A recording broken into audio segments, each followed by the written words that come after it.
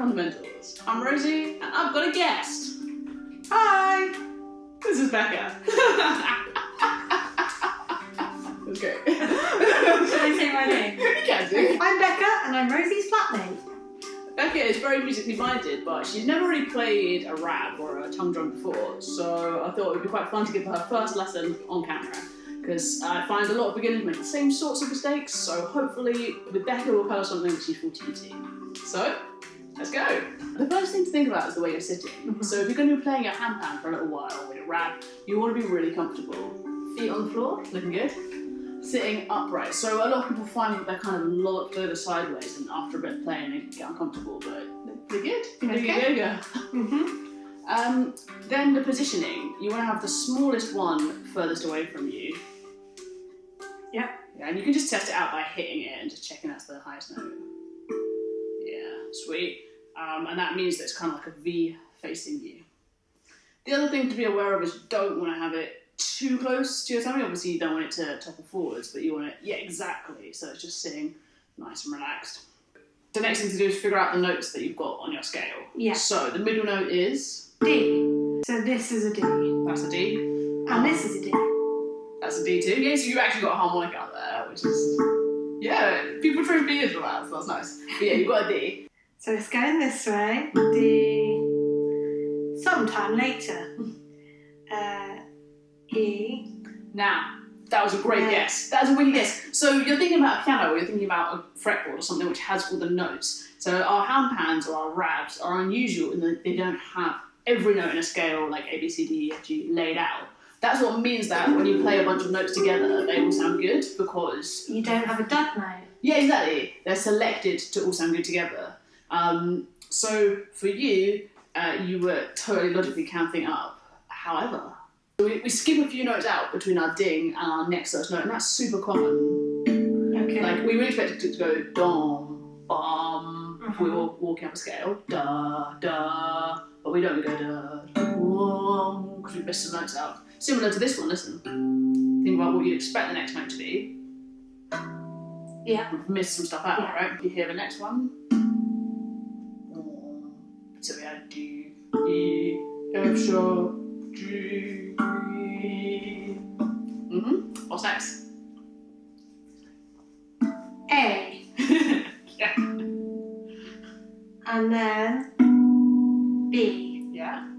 And then C. It's not just a C, it's a C sharp. C sharp, because we're in D major. But it doesn't matter, it's C something, that's all you need to know. D, G, A, B, C sharp, the other D.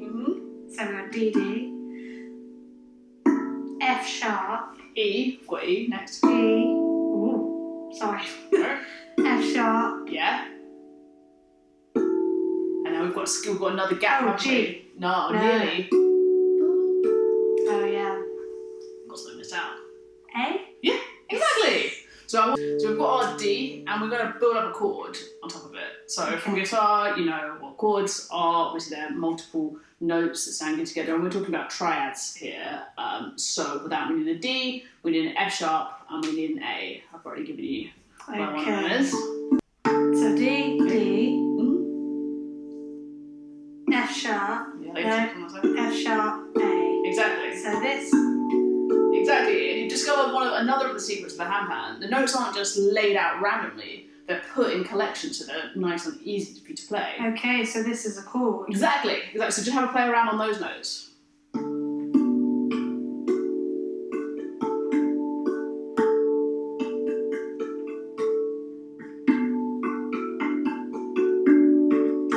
Exactly, and by choosing the notes in a chord, that means that they all kind of sound congruent. They sound like they just belong together, which they do. And let's choose one more chord. Let's have a look at the notes in A major. So that was the D chord. That was the D chord, exactly. That's chord 1, the tonic. It's the central chord of D major. Okay. And we're also going to look at A. A. So I need to remember where A is. Do you need to remember what A is? So, A. Nearly this side. A. Now with it. And we've got another A. A. We also want the notes C sharp and E. So A, C sharp,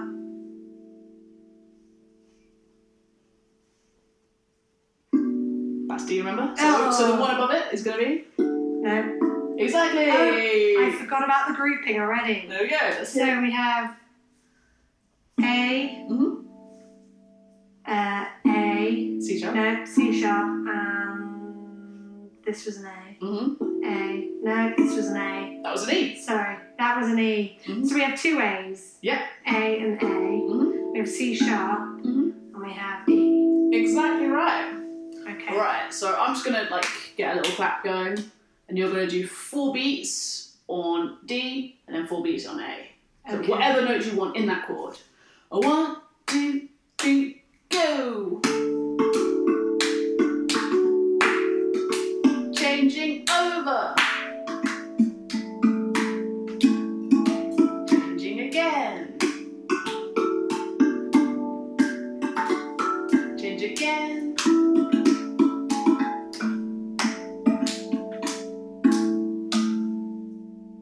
F on D. Yay! We did it! You made up your first piece of rap! Double high fives. Now we're just gonna think about really loose hands. So just with your thumbs, we're going to hit in the middle. So we can start with your right thumb and bouncing off. Yeah, good, good. So just keeping it all nice and relaxed. Just do a few of them. Where on this am I hitting? So you're looking for the bottom of the V. So Okay. in there.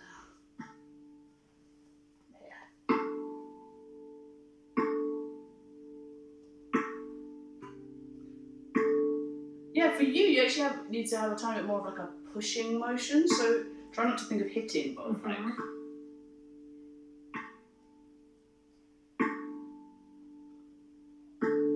That was a good one. Yeah, I think sometimes you're getting caught with the side of your thumb. What we do kind of want to have, you see that squishy bit between your thumb and your actual thumb joint? This bit. So you just want to push that bit down. Yeah. And it's almost actually hitting it off towards off of the thing, because what's happening is you're making it vibrate. So if you're hitting in the middle, you've got more work to make it vibrate. So pulling it backwards, hitting it almost on a diagonal angle with the actual tongue.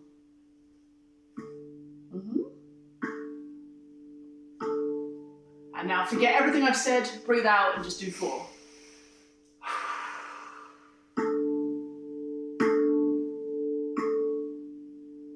Good, let's try with the other hand, same thing. And this is where I'm not going to be very good. So make sure I'll take your watch off as well. Okay.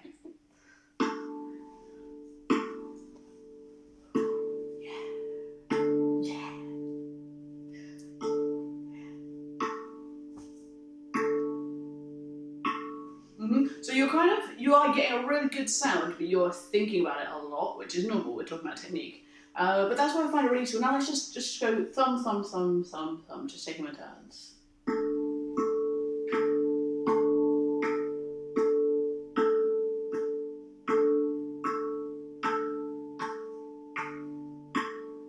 Nice. You're displaying some perfect technique there, starting at the side and coming down in. Now let's just bring a little bit of up and down into the wrists as well. Yeah, that's it.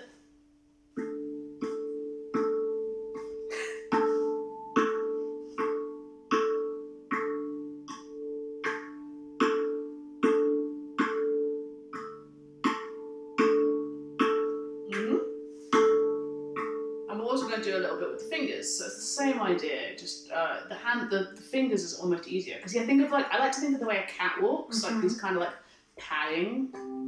Like pouring. Like pouring, yeah. Go on, do it, yeah. With the fingers? Just with the fingers. Oh, sorry. Oh, sorry. Same place? Yeah.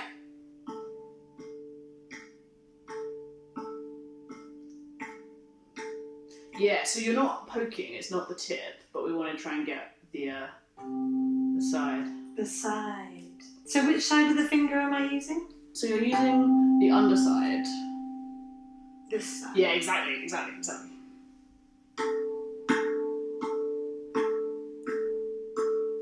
Nice. So you know you've got the technique. Yeah, it sounds good. We're always just looking for that really resonant sound. So we're just going to start walking up a scale. We've got different RAVs, so it'll sound different. But if you just have a little look, you'll see they go from bigger to smaller. Mm-hmm.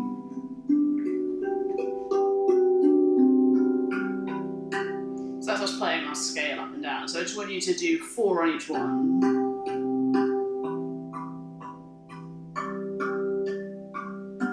Etc. etc. Mm-hmm. And at first, just don't worry if you get the wrong ones, but have a little go. Shall I use my fingers or thumb? So use your thumbs. Nearly starting to go down in front of you.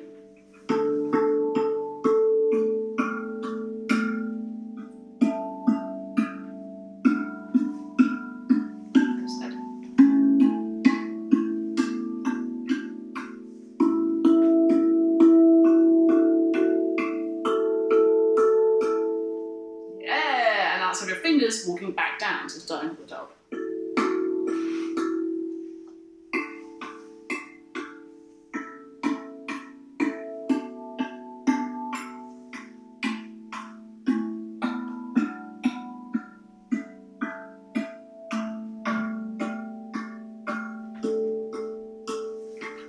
So we're getting a little bit pokey. So let's just reach across the top and practice, because that's where it gets quite tricky. So we're still thinking it's exactly the same motion, but it's harder because it's a much smaller target. Mm-hmm. And you have the opposite problem to some people. A lot of people play into the instrument and deaden it, but you've got a really nice pull away action. So actually don't think so much. Like, you're not surprised that you're pulling away. As you come down, you know you're going to pull away.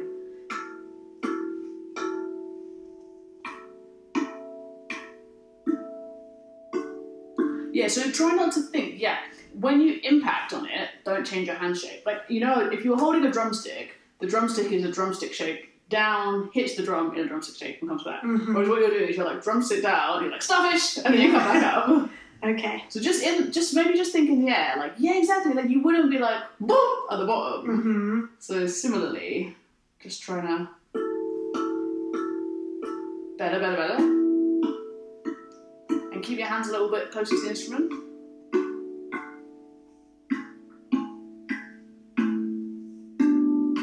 I've got it in the wrong order, haven't I? It's different. It's the remix.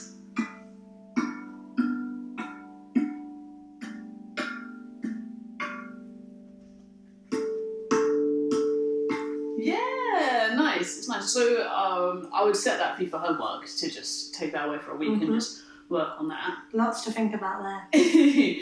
What is it that's like the biggest challenge about doing that, do you think? Trying to get more of a noise out, but something that crossed my mind was knowing where my hands go when they're at different angles. Yeah, totally, because you always want to kind of have this relationship between your hands. So it's not this, but it's like if you were like a robot, you would always have the same thing. Or a Ouija board. Yeah, fair enough. But of course your body gets in the way, so you've got to remember this is not a flat surface. This way has a different shape to this way. So, and that is where you start to maybe use the thumbs more. Like if I was playing these two notes, I would definitely have a lot of this. I want to just practice a little bit of improvising. Your left hand is just going to stay in the middle. It's just really relaxed. And you don't have to worry about it, So we're just trying to keep it, and actually, after all of that talking about technique, it wants to be the least possible action that we can. Yeah, exactly. That's gonna get, because we're just leaving it on there. You can start from a little closer to the drum as well. Yeah, that's it. And then in the gaps, we're just gonna walk around with the other hand.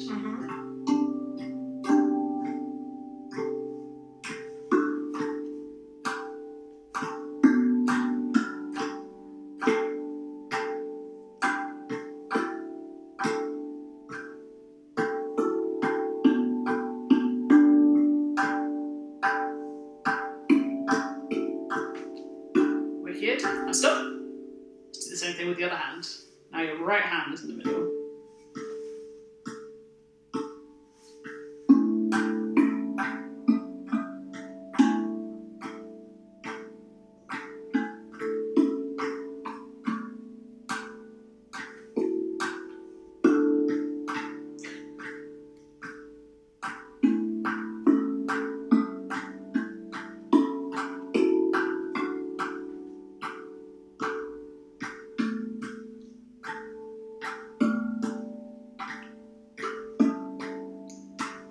Nice. Nice one. Cool. Cool, sweet. All right, that's a good first lesson, I think. Go.